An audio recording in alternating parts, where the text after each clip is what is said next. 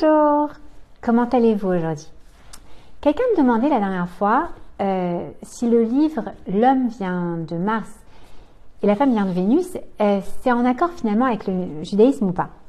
Et pour vous dire la vérité, la rabbinite qui m'avait préparé au mariage, elle m'avait offert ce livre et j'avais trouvé ça super intéressant. En même temps, j'étais étonnée que ce soit elle qui me l'offre. Alors, est-ce que l'homme vient de Mars et la femme vient de Vénus dans la Torah? Ben, pas de ces deux planètes-là en fait, mais en revanche, ils viennent en effet de deux éléments du monde différents, avec une certaine forme de loi de la pesanteur différente, on va dire.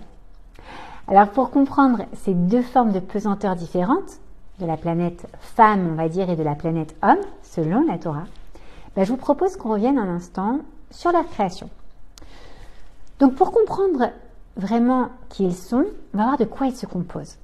Et vous allez voir, ça va nous éclairer sur notre réflexion. Alors, vous vous souvenez dans la Genèse, comment Dieu a créé l'être humain?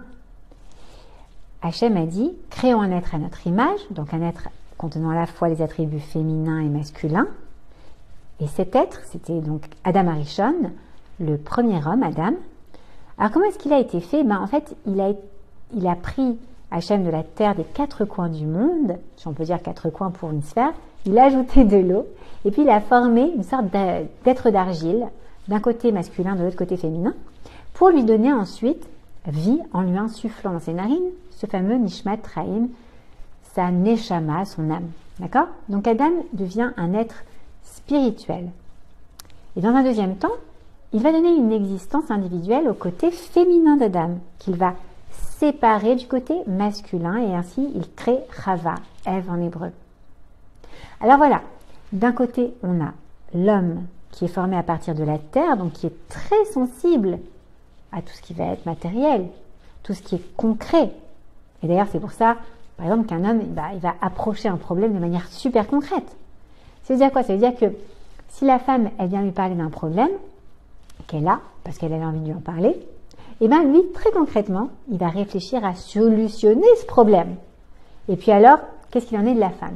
Elle, la femme, quand elle est créée, elle est créée à partir d'un être qui est déjà spirituel. Donc elle va être moins soumise aux lois de la pesanteur en quelque sorte.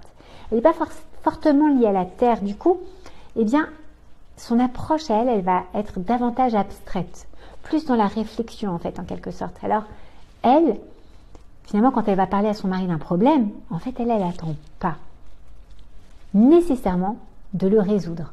Elle veut déjà en parler. Vous voyez ce que je veux dire? Bon, c'est très schématique, bien sûr, mais ça répond à notre question. Le judaïsme, il est en accord avec les principes généraux, finalement, de ce livre. L'homme vient de Mars et la femme vient de Vénus. L'homme vient de la planète homme et la femme de la planète femme, de deux éléments du monde différents.